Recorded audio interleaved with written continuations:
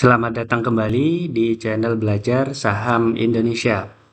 Kali ini kita akan belajar tentang bagaimana caranya kita menghindar dari dividen trap atau jebakan dividen.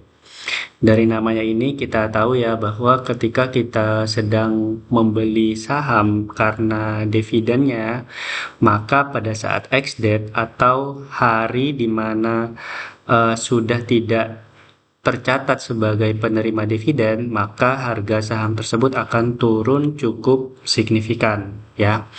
Nah, nanti kita akan berikan contoh suatu emiten yang sedang memberikan dividen dan pada saat ex-date sahamnya cukup dalam turun melebihi dari angka dari dividen yang diberikan.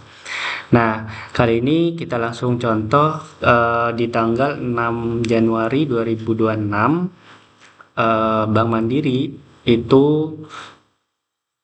hari ex-date dari dividen Bank Mandiri. Ya, kita contohkan di sini adalah BMRI.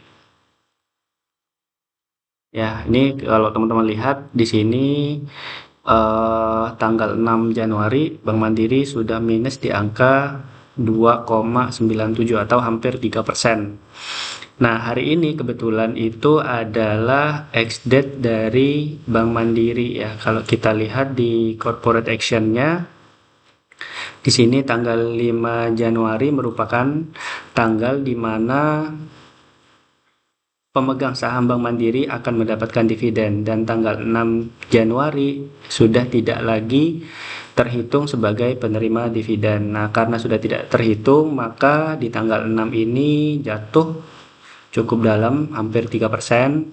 Sedangkan dividen yang diberikan itu adalah Rp100, di mana kalau kita hitung secara yield dari harga Bank Mandiri di tanggal 5 itu di angka sekitar 2% ya. Coba kita hitung ya.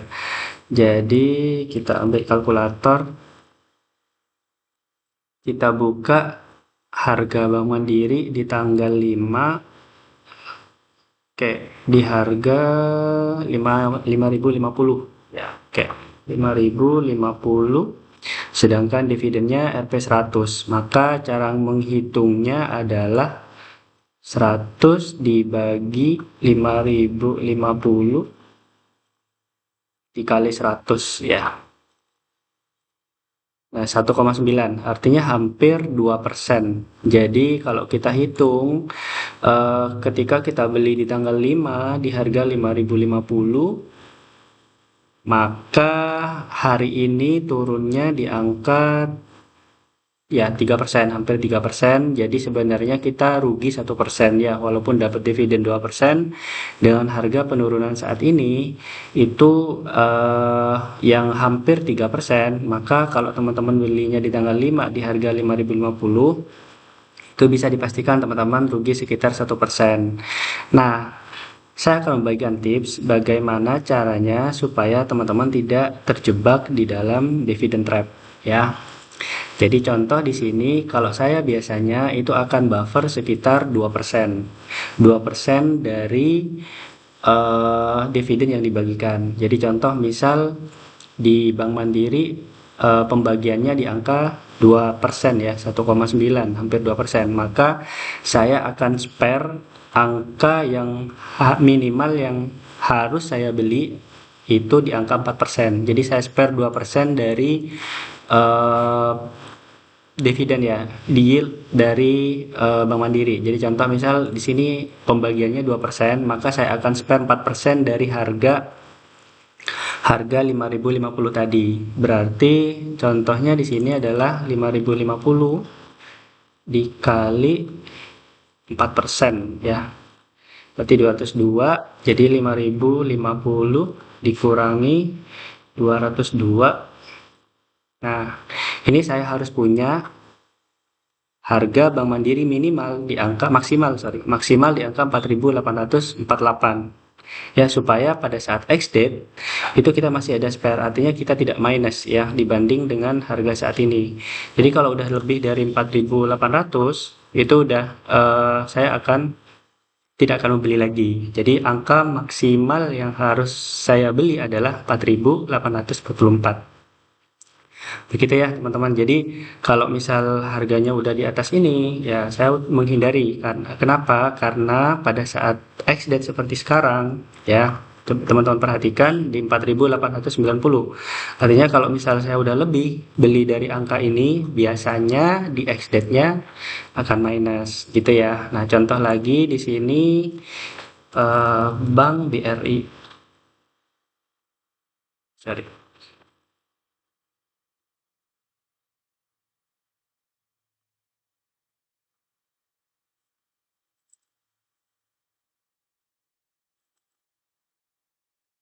Oke.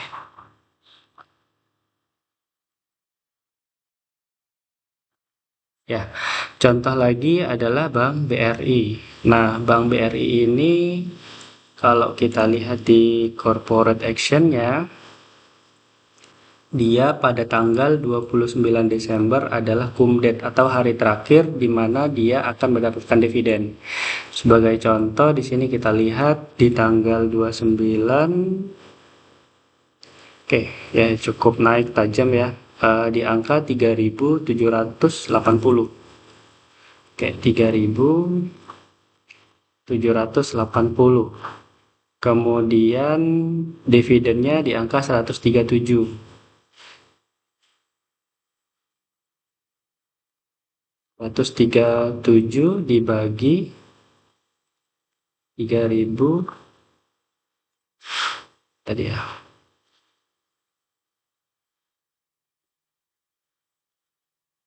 3.780 dikali 100. Ya, 3% ya, 3,6%. Artinya kalau misal saya akan aman dengan harga ex-date-nya Bank Mandiri ini, saya minimal harus punya 5,6% atau dikurangi 2% dari yield dividennya. Jadi contoh misal harga Bank Mandiri di tanggal di tanggal 30 Desember, ex-date-nya dia itu di angka 3.660. Ya cukup dalam ya turunnya dari 3.780 tadi jadi 3.000 ya 3.660. Nah, kita hitung di sini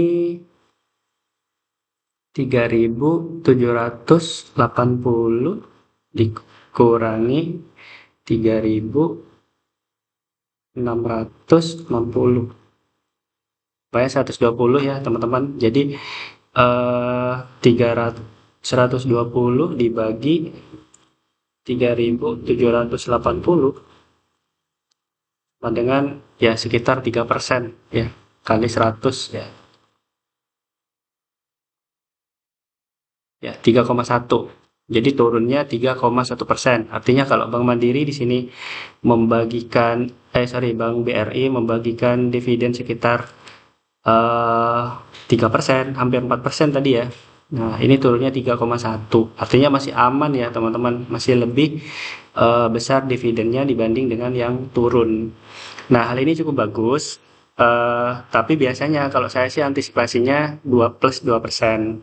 Jadi kalau dividennya 3% atau 4%, berarti saya minimal harus punya 2% dari dividennya gitu ya. Jadi kalau 4,7 tadi 4,6 berarti saya harus minimal punya 6,6 gitu teman-teman ya. Jika ada pertanyaan boleh di komen di bawah. Semoga membantu. Salam cuan. Terima kasih.